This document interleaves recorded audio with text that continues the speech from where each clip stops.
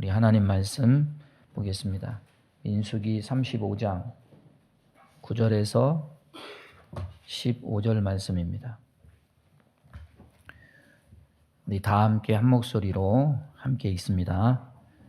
여호와께서 또 모세에게 말씀하여 이르시되 이스라엘 자손에게 말하여 그들에게 이르라.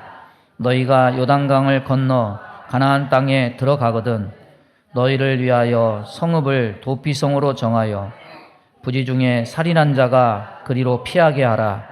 이는 너희가 복수할 자에게서 도피하는 성을 삼아 살인자가 회중 앞에 서서 판결을 받기까지 죽지 않게 하기 위함이니라. 너희가 줄 성읍 중에 6을 도피성이 되게 하되 새 성읍은 요단 이쪽에 두고 새 성읍은 가나안 땅에 두어 도피성이 되게 하라. 이 6 성읍은 이스라엘 자손과 타국인과 이스라엘 중에 거류하는 자의 도피성이 되리니 부지 중에 살인한 모든 자가 그리로 도피할 수 있으리라. 아멘. 말씀 증거하겠습니다. 우리 서로 인사할까요? 예수님이 가장 큰 선물입니다. 은혜와 사랑으로 충만하시기 바랍니다. 성탄절이 어떻게 생겼을까요? 진짜 예수님이 12월 25일에 태어나셨을까요? 아니라는 거 여러분 다 아실 겁니다. 지금처럼 12월 25일을 성탄절로 지켜온 유래에 대한 가장 유력한 설은 AD 350년에 교황 율리오 1세가 태양절을 없애려고, 이방인의 태양절을 없애려고 제정했다. 이런 설이 가장 유력합니다. 로마에 기독교가 공인된 것이 주후 313년입니다. 콘스탄티누스 황제가 기독교를 공인했고, 로마의 국교가 기독교가 된 것이 380년이에요. 테오도시우스 황제가 로마의 국교로 제정을 했죠. 우리나라 개신교는 기독교가 전파된 지 120년이 다 돼가는데 우리나라는 기독교 국가가 안 됐죠. 그런데 로마는 기독교 공인에서 국교까지 67년밖에 걸리지 않았습니다. 67년 만에 기독교가 국교가 되었다는 거, 기적과 같은 일이에요. 그런데 로마가 다신교 국가에서 기독교 국가로 바꾸어지기까지 그 67년 사이에 얼마나 많은 고민과 갈등이 있었겠습니까? 특히 그 삶에 쩌들어 있는 이방신, 이교의 흔적을 지우는 거, 이거 쉽지 않았을 거예요. 350년은 기독교 공인 후 중간을 지나는 시점인 37년 만의 일입니다. 로마의 관습 중에 하나가 뭐냐면 태양을 숭배하는 거예요. 그걸 경배하는 게 태양절입니다. 1년의 밤이 제일 긴 날이 12월 22일이라고 해요. 동지. 그러면 이방인들이 어둠이 끝나고 태양빛이 들어온다. 그래서 12월 25일을 태양절로 지켰다고 합니다. 그러니까 율리오 교황이 어둠에 승리하는 참 빛은 태양이 아니다. 태양을 만드신 하나님이 죄에서 인간을 구원하신 예수님으로 오신 그 구원자 예수님이 이 세상에 참 빛이다. 이것을 부각하기 위해서 12월 25일을 예수님의 탄생일로 정한 것이라고 합니다. 그래서 이방신의 흔적을 지우고 참 빛이 예수님이시다. 이 의미를 부각하기 위해서 태양절을 예수님 나신 성탄절로 바꿨다고 해요. 여러분 누가복음 2장 8절에 그 지역의 목자들이 밤에 밖에서 자기 양떼를 지켰다고 그랬습니다. 팔레스타인의 겨울은 사실 우리 겨울하고는 비교가 안 되죠. 거기는 우리의 가을 날씨 정도, 17도 정도. 하지만 밤은 춥습니다. 그래서 팔레스타인은 겨울이라고 말하지 않고 우기라고 말해요. 만약에 우리나라 겨울에 양들을 밖에서 섰다고 그러면 양들 다 얼어 죽었을 거예요. 진짜 예수님 탄생일은 12월이 아니라 1월이라 말하기도 합니다. 그래서 어떤 교회에서는 진짜 생일도 아니고 이방신의 축제날이었고 상업주의가 성행하는 세속의 명절로 변질되었다. 그래서 성탄절 지키지 말자. 뭐 이런 사람들도 있습니다. 여러분 역사적으로 보면 12월 25일은 예수님 생일이 아닌 것은 분명해요. 그러나 유래가 불분명해서가 아니고 불경하게 태양신의 날을 예수님 탄생의 날로 대치했다는 역사적 증거 때문도 아니고 원칙적으로 따져보자면은 예수님에게는 원래 생일이 없습니다. 왜냐? 예수님은 영원하신 하나님이시기 때문입니다. 사도 요한이 뭐라고 말했습니다? 뭐라고 말했습니까? 그의 근본은 태초요, 상본이라. 예수님은 처음과 끝이 없으신 분이다. 그래서 예수님에게 생일은 사실 아무 의미가 없어요. 엄격히 말해서 생일 자체가 없는 분입니다. 인간은 처음과 끝이 있습니다. 태어나는 날과 죽는 날이 있어요. 인간 예수의 처음은 마구간이고 마지막은 십자가라고 말할 수 있지만 예수님에게, 본래 지위로서 예수님에게 생일은 의미가 없습니다. 그러면 역사적으로도 증명되지 않았고 불경한 날을 생일날 삼았고 예수님에게는 본래 생일이 없기 때문에 성탄절은 지키지 말아야 될까? 아니에요. 이 전통은 지켜져야 됩니다. 왜 그러냐면 그분이 오신 뜻을 전할 수 있는 기회가 됩니다. 추운 겨울에 예수님의 나심을 축하하면서 사람들에게 예수님의 사랑을 전할 수 있는 기회가 됩니다. 교묘하게요, 신년이 되면은 북적거리는 데가 헬스클럽이래요. 연말이 되면 북적거리는 데가 어딜까요? 교회, 성탄절 날 교회에 사람들이 많이 온대요. 어쨌거나 교회에 오는 기회가 된다면 그들이 예수님 사랑을 입을 기회가 되기 때문에 예수님이 그들이 찾아오시길 기대해서 이 세상에 오셨기 때문에 성탄절은 없는 것보다 있는 것이 훨씬 의미와 가치가 큽니다. 그래서 성탄절은 있어야 됩니다. 하지만 성탄절에 산타크로스 선물은 사라져야 돼요. 예수님 생일이라고 케이크 놓고 촛불 켜는 것은 성탄 축하가 아니에요. 예수님이 왜 이 땅에 인간의 모습으로 오셔야만 했던 이유와 목적을 되새길 수 있어야 진정한 성탄절을 우리가 보내게 되는 겁니다. 오늘 본문의 말씀은 구약의 율법이죠. 예수님이 이 땅에 인간의 몸을 입고 성육신하신 의미를 아주 잘 드러내는 구절 중에 하나입니다. 고의가 아니라 실수로 살인했을 때 구제 방안이 이 도피성의 규정입니다. 고의인지 아닌지 판단하는 기준은 16절 이하의 말씀에 있습니다. 뭐 철, 돌, 나무, 연장 이런 살인 도구를 소지했는지 또 평소에 이 피살된 사람과 원한 관계가 있었는지 그런 여부로 판단을 해요. 반면에 살인도 고의가 아닌 우발적 사고로 인한 살인도 있어요. 신명기 19장 5절에는 한 가지 예를 듭니다. 산에서 나무를 번목하러 갔다가 갑자기 도끼날이 흔들흔들하다 뒤로 쑥 빠진 거예요. 옆에 사람이 길 가다가 그 도끼날에 맞아가지고 죽는 그런 경우입니다. 여러분, 살인은요, 죄일 수도 있고 실수일 수도 있습니다. 의도적이고 계획적이었다면 이것은 하나님만이 가지신 권리를 인간이 월권하는 죄가 됩니다. 하나님은 세상에 공유할 수 있는 것과 공유할 수 없는 것을 나눠놨어요. 가장 첫 번째가 뭐냐면 사람의 생명이에요. 사람 자신의 생명, 남이 침해할 수 있는 권리가 없어요. 내 생명은 내 것이고 이 생명을 좌지할 수 있는 권리는 하나님의 것입니다. 또 두 번째는 뭡니까? 부부의 권리.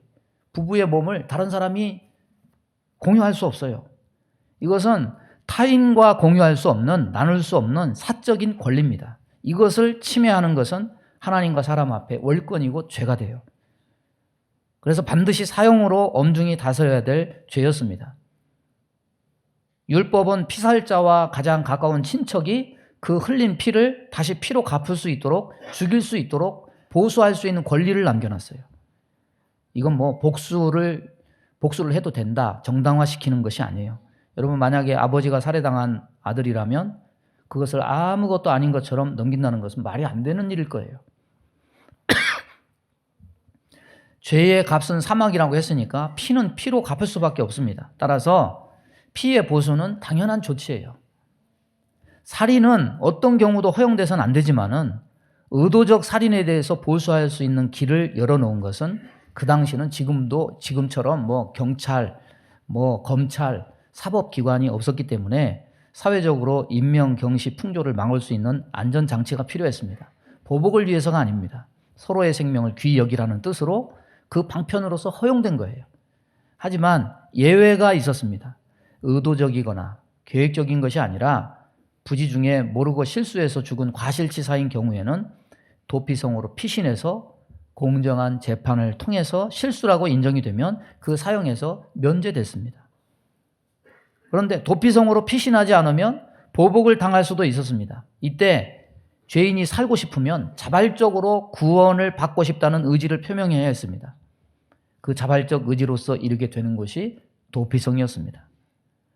이 도피성은 각지 흩어져 사는 12지파의 이 거리와 동선을 고려해서 동쪽에 위에서부터 아래로 균등한 거리로 3개, 또 요단강을 건너서 서쪽에 위에서부터 아래로 균등한 거리를 두고서 3개, 그래서 총 6개의 도피성을 설치해서 어느 지역에서든지 비슷한 동선으로 피할 수 있도록 그렇게 조처를 했습니다. 뭘 의미합니까?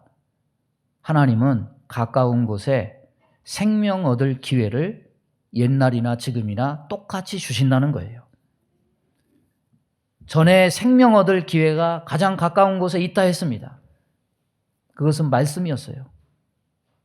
그런데 이제는 생명 얻을 장소인 도피성을 주셨습니다. 오늘날 그것은 교회일 거예요. 가까운 이곳저곳에 흩어진 교회들이 생명 얻을 기회가 돼요. 말씀이든 교회든 사실 생명 얻을 기회, 장소는 멀지 않아요. 가까운 곳에 있어요. 말씀도 가까운 곳에 있어요. 교회도 가까운 곳에 있어요. 사람이 하는 가장 큰 착각 중에 하나가 뭔지 아십니까? 오늘처럼 내일도 살 것이다. 이거 정말 심각한 착각이에요. 오늘 같은 내일은 없을 수도 있어요. 오늘이 마지막일 수도 있어요. 죽음은 범죄한 인간을 향한 원초적 심판입니다. 죽음은 항상 예고가 없습니다. 갑자기 경각간에 찾아와요. 두려움이 있는 자는, 생명 얻을 자는 언제 그 생명을 하나님이 앗아갈지 모르니까 무조건 지체하지 말고 가장 가까운 교회 문을 두드리라는 거죠. 도피성으로 피신하라는 거죠. 여러분, 예수님이 오신 것 케이크 자르고 손뼉치라고 오신 것이 아니에요. 세상은 아이들에게 예수님 오신 이유를 왜곡해서 성탄절을 보여줍니다. 산타클로스가 와서 선물 주는 날로 왜곡해요. 성탄절에 없어져야 될 것이 산타클로스하고 선물이에요. 성탄절을 세상이 화려하게 장식해서 보여준다고 해서 저들이 예수님이 좋아서 성탄절의 의미를 알고 그렇게 보여주는 것이 절대 아니죠. 마냥 보고 야 좋다 좋아해서는 안 돼요. 예수님은 상업주의가 부추기는 낭만을 만들어내는 소재로 오신 것이 아닙니다. 예수님은 죄인들이 피할 수 있는 도피성으로 오셨습니다. 사람마다요 다 자기가 잘난 줄 알고 살아갑니다. 자기 힘으로 이루려 하고 자기 힘으로 유지하려고 그래요. 그런데 젊음도 재능도 지혜도 부함도 영원하지 않아요. 힘있고 뭔가 있을 때 내 밑으로 들어와. 그렇게 자신의 능력과 부함을 자만하면서 다른 사람 무시하고 오만하게 행동하지만 내 밑으로 들어와 이럴 게 아니라 우리 인간은요 모두 다 예수님 밑으로 들어가야 돼요. 도피성으로 피신해야 돼요. 육신으로만 사는 것은 하나님과 원수된 겁니다. 육신의 생각은 하나님과 원수가 되나니 이는 하나님의 법에 굴복하지 아니할 뿐 아니라 할 수도 없음이라. 하나님과 원수된 자들이라는 말은 하나님 말씀대로 살지 않는 의미만 있지 않아요. 이 마음에 있는 하나님의 형상을 지웠을 뿐만 아니라 마음에서 자꾸 하나님을 밀어내고 세상 것으로 채우고, 이거는 뭘 의미하는 거냐면 하나님을 죽이는 거죠. 마음속에서. 육신의 인간은 영적으로 보면 사형 선고 받은 자들이에요.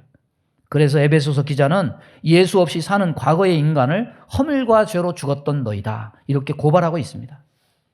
그러면 이 마음에서 하나님을 죽인 인간들의 피해 보수자는 누굽니까? 마음에서 하나님을 죽인 인간들의 피해 보수자는 하나님의 아들인 예수 그리스도시요. 예수님은 죄인들을 심판할 피의 보수자가 됩니다. 그분에게는 세상을 심판할 의무와 권리가 있습니다. 예수님은 진짜 심판자이기도 하십니다. 그렇다면 그분이 인간의 몸을 입고 이 땅에 오셨으니까 세상이 망해버려야 되고 내가 죽어야만 합당하고 논리적 순서에 부합이 됩니다. 그런데 그분이 어떻게 하셨습니까? 피의 보수는 일단 한참 뒤로 미루셨어요. 그 대신 당신께서 우리를 대신해서 십자가에 죽으셨습니다. 당신의 몸을 던져서 우리 모두의 도피성이 되어주셨습니다. 이거는 어떤 사상, 도덕, 말이 안 되고 가르칠 수 있는 내용이 절대 아니에요. 이성으로 이해가 안 돼요. 오직 성령이 간섭해서 내 속을 완전히 뒤집어서 새로운 영을 창조해 줘야만 깨달을 수 있는 진리입니다. 이미 죽을 만한 죄를 져서 살 이유가 없다고 사형 선고 받은 죽을 나를 위해서 당신의 전부를 죽여서 나를 살리기 위해서 오신 것이 바로 예수님의 성육신, 성탄이에요. 그러니까 성탄절에 케이크 사다 놓고 촛불 하나 했고 예수님 생일 축하해요. 생일 케이크 자르는 날이 아니죠. 오히려 인간들이 그분에게 피할 수 있는 살 길이 열려진 날이 성탄절입니다. 우리 모두 살 수 있는 길이 열려진 날이 성탄절입니다. 문설주의 피를 바른 집에 죽음이 넘어갈 수 있도록 조처된 날이 성탄절입니다. 그래서 이것보다 더 큰 은혜는 없고 더 기쁜 소식이 세상에는 없습니다. 그러나 우리는 착각하지 말아야 돼요. 예수 믿었어도 우리는 죄인임이 분명합니다. 사형 선고 받은 것이 변경된 것이 아니에요. 실수로 살인해서 무죄가 입증되어도 남의 생명을 빼앗은 것은 엄청난 과오예요. 그래서 도피성에 피했다 하더라도 도피성 밖으로 나가면 언제든지 피해 보수를 당하게 돼 있어요. 뭘 의미합니까? 따라서 보겠습니다. 예수 안에만 생명이 있다. 도피성에 거했으면 도피성 안에서만 살아야 돼요. 신자가 구원 이후 예수님의 십자가 은혜 안에 계속 머물러야 새로 얻은 새 생명이 힘을 얻고 유지 성장할 수 있습니다. 참 빛 안으로 들어온 자가 다시 어둠의 세력과 타협하고 수용하고 융화할 수 없어요. 우리가 말씀과 기도를 통해서 예수님과 교제하고 동행하는 일을 중지하거나 나태해지면 그냥 조금 덜 경건해지거나 중립적 백지 상태에 머무르지 않아요. 주님을 떠나고 뒤돌아서는 순간 세상으로 가는 것 한순간입니다. 미끄럼 타고 쭉 내려가요.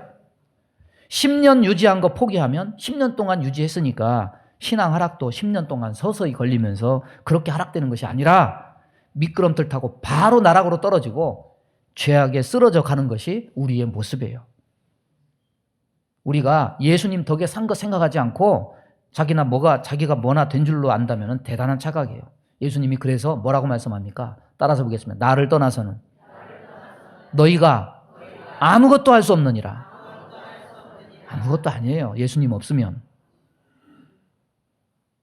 신자의 일생은 예수님과 연합해야 그분의 보호와 인도를 받을 수가 있습니다. 말씀을 정리합니다. 주님은 죽어야 할 자들을 살게 할 수 있는 도피성으로 오셨어요. 성탄절 축하하는 것, 바로 이런 엄청난 구원을 기뻐하면서 예수님 생일 축하 이게 아니라 주님의 오심을 감사 찬양하는 거예요. 우리가 행하는 행동과 말과 생각대로 우리를 다 처리하면 이 자리에 남아있을 사람 한 사람도 없습니다. 예수님은 처음과 끝이 없어요. 생일도 없어요. 돌아가신 길도 없어요. 성탄절은 사람처럼 태어난 날이 아니고 구원하러 오신 날입니다. 부활절은 구원의 완성을 의미하는 첫 열매된 날일 뿐입니다. 영원하신 분이 도피성이 되시려고 이 땅에 오셨다가 가신 것이 주님의 행적입니다.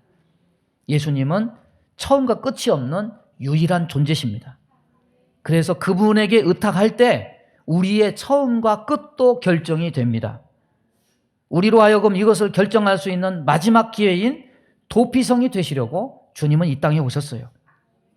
이제 이 일이 끝나면 주님은 도피성 문을 닫을 때가 있어요. 그 후에는 주님의 피의 보수, 주님은 심판자가 되셔서 이 땅을 분명히 심판하실 거예요. 주 안에 있는 것이 복입니다. 도피성 안으로 들어가서 주님의 구원이 완성되는 날까지 거기서 나오지 않고 주 안에 거하는 저와 여러분 되기를 바랍니다.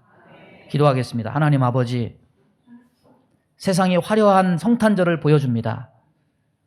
산타가 와서 선물을 준다고 아이들을 현혹합니다. 거기에 예수님은 없습니다. 성탄의 의미도 없습니다. 하나님, 이것이 인간의 명절이 아니라 하나님이 이 땅에 도피성이 되게 하시려고 예수님을 보내셨다는 이 사실을 우리가 망각하지 않는지 다시 한번 기억하며 주 오심을 바로 되새길 수 있는 성도들 다 되게 하여 주옵소서. 예수님 없으면 우리는 아무것도 아닙니다. 도피성을 떠나면 우리는 바로 죽습니다. 나를 떠나서는 아무것도 할 수 없다고 주님 말씀하셨습니다. 이것을 기억하고 항상 주 안에 거하는 주의 백성 되게 하여 주옵소서. 예수님의 이름으로 기도하옵나이다. 아멘.